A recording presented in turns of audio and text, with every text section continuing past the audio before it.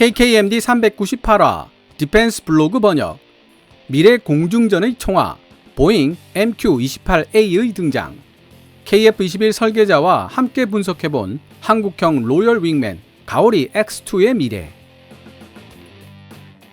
2022년 3월 24일 해외 군사 전문지 디펜스 블로그는 보잉이 호주와 합작하여 개발하고 있는 로열 윙맨 무인 전투기에 MQ-28A 고스트 뱃이라는 제식 명칭을 부여했다는 소식을 전했습니다.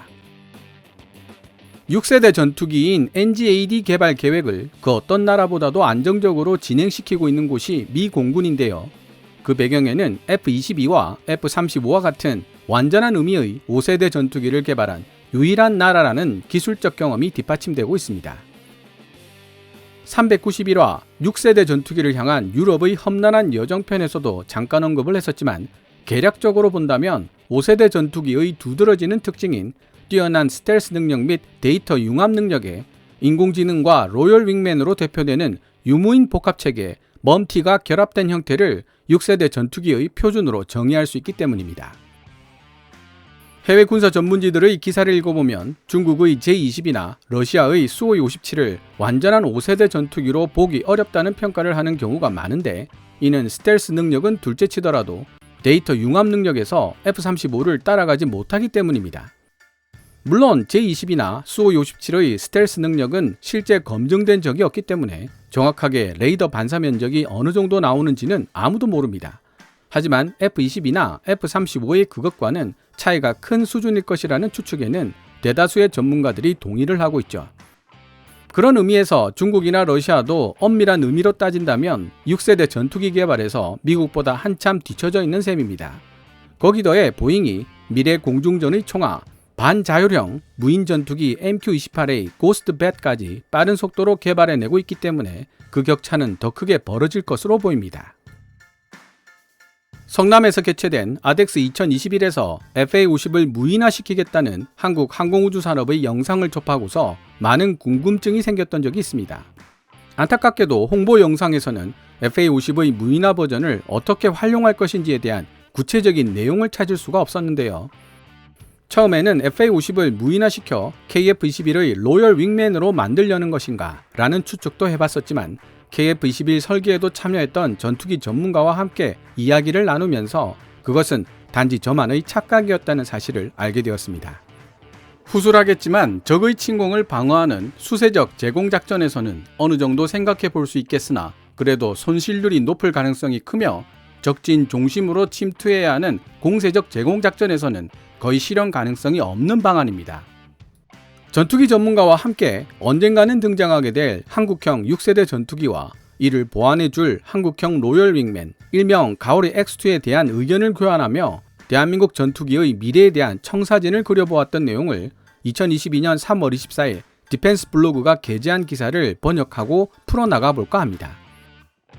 오늘 영상은 어쩔 수 없이 기사 번역 뒤의 이야기가 길어질 듯 합니다만 끝까지 보시면 한국형 로열 윙맨 가오리 X에 대한 많은 정보를 얻어가실 수 있을 것이라 생각합니다. 기사 원문은 노란색 글자로 표시됩니다. 새로이 개발한 무인 항공기는 MQ-28A 고스트 뱃이라고 불리게 될 것이라고 항공우주업계의 거물 보잉이 이번 주 발표했다. 호주의 국방장관이자 하원 의장인 헌 피터 더트는 퀸즐랜드 엠벌리 호주 공군기지에서 열린 헌정식에서 신형 무인기의 제식 명칭을 발표했다. 호주 공군을 돕고 있는 협력업체들과 35개 이상의 호주 공급업체로 구성된 산업팀에게 있어 이 새롭고 대중적인 이름을 지닌 무인기의 도입은 호주 항공 역사상 다시 없을 만큼 귀하고 특별한 순간이라고 할 수 있습니다. 에어파워 티밍 시스템 앤 인터내셔널의 글렌 퍼거슨 사장은 말했다. 정찰과 사냥을 하기 위해 무리를 이루는 것으로 유명한 호주 고유의 포유동물 고스트 뱃을 이 무인 전투기의 이름으로 선택한 것은 MQ-28A의 센서와 정보 감시 및 정찰 ISR 능력의 독특한 특성을 잘 반영해주고 있으며 시대를 앞서가는 선구자적인 능력에 걸맞은 아주 적절한 이름이라고 퍼거슨은 말했다. 디지털 엔지니어링 기술의 진보, 선진적 제조 능력, 그리고 독특한 호주 고유의 공급망 기술을 활용한 덕분에 MQ-28A 개발 프로그램은 아이디어 구상에서 첫 비행까지 불과 3년이라는 시간밖에 걸리지 않았다. 호주 공군의 로열 윙맨이라는 개발 프로그램명은 단계적으로 폐지되겠지만 글로벌 고객들을 위해 보잉은 에어파워 티밍 시스템 ATS라는 브랜드는 계속 유지할 계획이다. 보잉 오스트레일리아, 뉴질랜드 앤 사우스 퍼시픽 회장을 맡고 있는 브랜든 넬슨 박사는 보잉과 호주 연방 및 호주 방위군이 맺고 있는 지속적인 파트너십은 MQ-28A의 복잡한 기술과 능력을 성공적으로 개발할 수 있는 기반이 되었으며 호주를 세계적 방산 수출 국가로 부상시킬 수 있는 잠재력이 되고 있다고 말했다. 2022년 동안 이 프로그램은 센서와 임무 수행 능력에 초점을 맞추겠다는 호주 공군과의 약속을 이행하기 위해 MQ-28A 고스트 배트의 개발 및 테스트 일정을 한층 더 빠르게 진행할 계획이다. 실전에 사용할 수 있을 정도의 작전 능력을 지닌 MQ-28A를 인도하겠다는 보잉의 목표에 가까워지면 가까워질수록 호주 방위군의 이러한 요구사항은 계속 더 확대되어 나갈 것이다. 지금까지 2022년 3월 24일 유럽에 근거지를 둔 군사 전문지 디펜스 블로그가 게재한 기사를 번역해 보았습니다. 한국형 로열 윙맨 가오리 X2는 2019년까지만 해도 극비로 취급되어 논의 자체가 어려웠다고 합니다. 실제로 2019년에 관람했던 아덱스에서도 대한항공 부스에서 당시 쿠스 FC라고 불리던 가오리 X2의 모형을 볼 수 있었는데요. 대한항공 직원에게 질문을 해봐도 별다른 이야기를 들을 수가 없었습니다. 하지만 지금은 제법 상세한 사항들을 파악할 수 있는 자료들이 군사 전문지와 국방과학연구소를 통해 알려지고 있습니다. 한국형 로열 윙맨 가오리 X2에 대해 알려진 내용들을 정리해보면 다음과 같습니다. 첫째, 가오리 X2는 유명한 미국의 스텔스 폭격기 B2처럼 꼬리 날개가 없고 동체 전체가 거대한 날개처럼 생긴 전익기 형태를 취하고 있다. 둘째, 대한민국이 자체적으로 개발한 레이더 전파 흡수 물질 RAM과 레이더 흡수 구조제 RAS가 적용되었고 상당히 만족스러운 결과를 얻어내고 있다. 셋째, 현재 가오리 X2에는 국내에서 개발한 1000시간 수명을 지닌 5500파운드 추력의 터보팬이 장착되어 있다. 먼저 가오리 X2의 형태를 MQ-28A 고스트백과 비교해보면 수직미익이라고 부르는 꼬리 날개가 없다는 사실을 알 수 있습니다. 미국의 스텔스 전략 폭격기 B2 역시 수직미익이 없는 형태인데요. 수직미익의 유무는 기체의 기동성에 큰 영향을 미치게 됩니다. 반자율형 무인 전투기는 위험도가 높은 적대적 영역 깊숙이 침투에 들어간 상태에서 손실 변수를 최소화시킬 수 있도록 5세대 전투기에 버금가는 수준의 스텔스 능력과 기동성을 요구받게 됩니다. 즉, 가오리 X2가 정찰 임무뿐만 아니라 공중전까지 가능한 진정한 로열 윙맨으로 활약할 수 있으려면 내부 무장창을 갖춘 KF-21 블락3를 축소한 형태가 가장 적합하다는 의미입니다. 마치 MQ-28A가 수직미익을 갖춘 축소된 F-22로 보이는 것처럼 말이죠. MQ-28A가 F-22를 축소한 형태로 만들어져 있다는 사실은 향후 이를 공중우세를 목적으로 하는 무인 전투기로 사용하겠다는 제작사의 의지를 드러내는 것이라고 전문가는 설명했습니다. 다만 아직까지는 MQ-28A도 전자전과 정찰 임무 위주로 수행하도록 만들어져 있으며 무장은 탑재되어 있지 않은 상황입니다.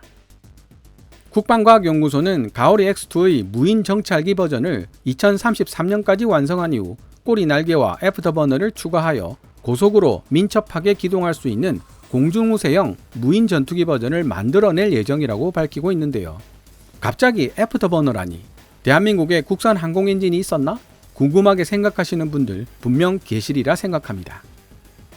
전투기 전문가는 개인적인 생각이라고 전제한 후 KF-21 이후의 차기 전투기를 성공적으로 개발하기 위해서라도 장기적 관점에서 우수한 성능의 국산 항공 엔진을 개발하기 위한 노력이 반드시 필요하다는 의견을 피력했습니다.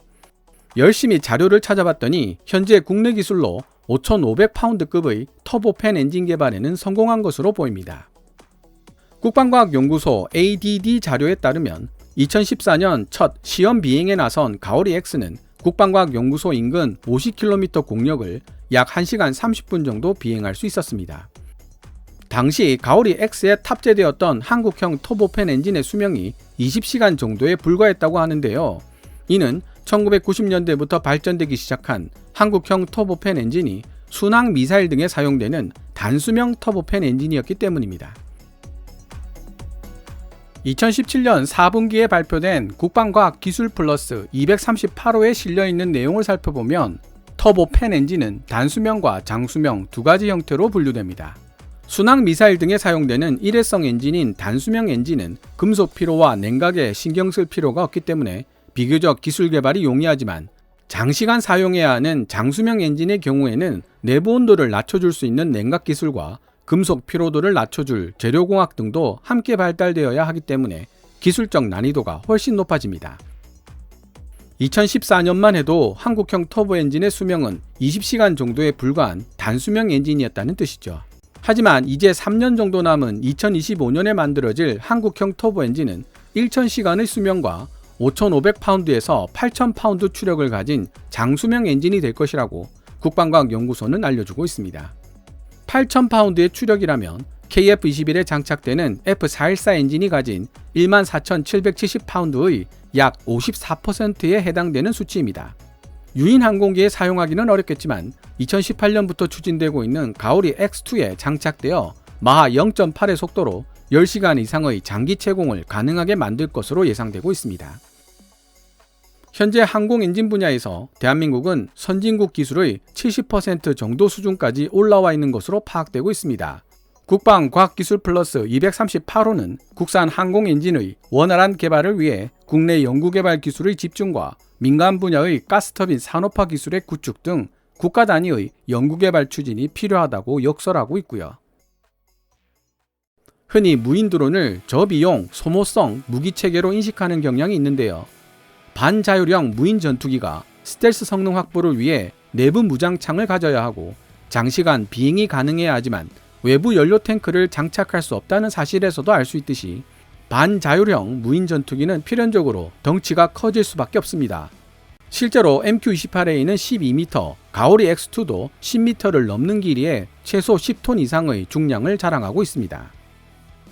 미국의 군사 전문지 디펜스 뉴스가 2021년 3월 3일에 발표한 기사에 따르면 MQ-28A 6대를 주문하는데 호주 정부가 계약한 금액은 1억 1,500만 달러, 한화 1,400억이었습니다. 단순하게 계산하면 대당 233억이라는 금액이 나오는데요. 이를 프로그램 코스트로 계산하더라도 상당한 금액임에 틀림없습니다. 그런데 아까 말씀드렸듯이 반자율형 무인 전투기가 길이 12m 크기에 10톤을 가볍게 넘어서는 전투 중량을 지니고 있으며 항속거리 또한 3,700km 이상을 자랑하는 내부 무장창을 갖춘 스텔스 형태의 전투기라는 점을 생각해 본다면 이 정도 금액이 납득이 가는 면이 있습니다. 즉, 적어도 6세대 전투기의 로열 윙맨으로 쓰일 반자율형 무인 전투기에 저비용 소모성 기체라는 관점을 적용하기는 어렵다는 뜻입니다. 저비용 소모성이란 명제는 고성능 생존성이라는 명제와 반비례 관계에 있습니다. 전투기 전문가는 반자율형 무인 전투기에 있어 저비용 소모성이라는 개념은 실제 기체 도입가가 저렴하다는 의미보다는 유인 전투기보다 더 많은 시간당 출격 횟수 SOT를 달성하고 무장을 자동으로 장전하며 기체 점검도 자동으로 할 수 있는 시스템 등을 통해 효율성을 높이는 데 있을 것이라고 설명했습니다. 종심, 깊숙이 침투해야 하는 반자율형 무인 전투기는 임무 달성을 위해 높은 생존성을 지녀야 할 필요가 있고 이는 곧 고성능이라는 명제와 연결되기 때문이죠. 물론 수세적 방어작전에서는 지상에 전개된 아군 대공 방어망과 ISR 자산의 도움을 받을 수 있기 때문에 저비용, 소모성 드론으로도 충분할 수 있습니다. 국방과학연구소가 준비하고 있다는 저렴한 가격의 소모성 드론은 아마도 이런 형태일 것이라고 추측해 보았습니다. 지금까지 전투기 전문가와 함께 분석해본 한국형 유무인 복합체계 멈티 가오리 X2의 미래에 대해 말씀드렸습니다. 스텔스 무인 항공기 가오리 X2의 등장 덕분에 스텔스 성능 개선 기술이나 내부 무장창 같은 기술들이 KF-21 블락3에 적용될 예정이라는 점에서 대한민국의 항공우주 기술이 정말 많이 발전했다는 사실을 실감할 수 있었습니다. 하지만 전문가는 긴장을 늦출 수 없다는 한마디도 잊지 않았습니다. 사실 전문가가 가장 강조한 부분이기도 한데요. 반자율형이라는 말이 의미하는 인공지능과 로열 윙맨들과 소통하고 명령을 내릴 수 있는 강력한 보안 기능이 갖춰진 데이터 링크의 개발이 지금 대한민국에게 더 중요하고 어려운 도전 과제라고 지적했습니다. 인공지능은 크게 미리 정의된 규칙에 의해 작동하며 인지 능력을 필요로 하지 않는 수준의 약한 인공지능과 인지 능력과 지성을 가지고 문제를 스스로 해결할 수 있는 강한 인공지능으로 구분할 수 있습니다. 반자율형 무인 전투기에 탑재된 인공지능이 어느 정도 수준인가에 따라 당연히 임무 성공률과 생존성이 결정될 것이며 조종사가 짊어져야 할 부담의 크기 또한 결정될 것입니다. 마찬가지로 반자율형 무인 전투기의 통제권을 상실할 수 있는 해킹의 위험을 피하고 전장 정보를 실시간으로 통합하여 신속 정확한 명령을 내리기 위해서 반드시 필요한 요소가 바로 지향성 데이터 링크 기술이라고 볼 수 있습니다. 현재 F-35에 장착되어 있는 MADL이 바로 그 대표적 사례입니다. 스텔스 기체를 만드는 기술을 가지고 있는 나라들은 상대적으로 많지만 인공지능과 지향성 데이터 링크 기술을 보유한 나라는 극히 소수에 불과합니다. 이 두 가지 기술이 갖춰지지 않으면 5세대 이상의 전투기는 만들기가 어렵다고 봐야 합니다. 6세대 전투기가 만들어진다고 하더라도 이 두 가지 종류의 기술 때문에 해외 판매는 절대로 이루어지지 않을 것이라고 봐도 무방하다고 전문가는 강조했습니다. 6세대 전투기가 만들어질 때까지 기다렸다가 해외에서 도입하자고 주장하는 분들이 있을지도 모르겠지만 그야말로 이루어지지 않을 헛된 꿈에 불과하다는 뜻입니다. 그런 면에서 방위사업청을 끼고 한 단계 한 단계씩 차근차근 밟아 나가고 있는 대한민국의 전투기 개발 모델은 매우 긍정적인 면이 많다고 전문가는 평가하기도 했습니다. 만약 대한민국이 해외와 협력하여 6세대 전투기를 개발한다면 어떤 나라와 어떤 방식으로 협력하게 될 것이라고 생각하느냐고 물었고 이에 대한 긴 답변도 들었지만 시간 관계상 그 내용을 알려드리는 것은 다음의 즐거움으로 미뤄두도록 하겠습니다. 오늘 KKMD에서 준비한 내용은 여기까지입니다. 좋아요와 구독 신청은 제작자에게 큰 힘이 됩니다. 방송된 내용들은 KKMD 블로그에서도 읽어보실 수 있으며 구글 검색창에서 KKMD를 검색하시면 됩니다. 또한 후원 멤버로 가입해 주시면 영상 제작 지원과 더불어 업로드된 영상을 더 일찍 만나보실 수 있습니다. 지금까지 시청해 주셔서 감사합니다. Kevin's Military Channel KKMD